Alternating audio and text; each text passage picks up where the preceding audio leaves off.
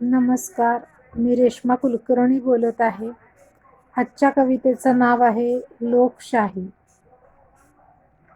पावलावर पाऊल ठेवून चालणारी माणसं. पावलावर पाऊल ठेवून चालणारी माणसं न कळत पाऊल बदलतात तेव्हा स्वतंत्र ठेवून देश चालवणारे. स्वतंत्र ठेवून देश चालवणारे देशद्रोही होतात तेव्हा. लोकशाहीतील लोक लोकांपासून दुरावतात तेव्हा भयशाही निर्माण व्हायला वेळच लागत नाही. लोकशाहीतील लोक लोकांपासून दुरावतात तेव्हा भयशाही निर्माण व्हायला वेळच लागत नाही. अशा या लोकशाहीत लोक काहीही करतात.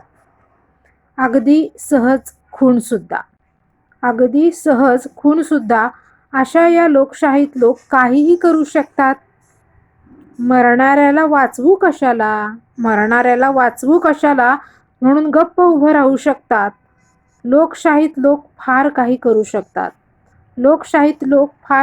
करू शकतात. उंबराचं फूल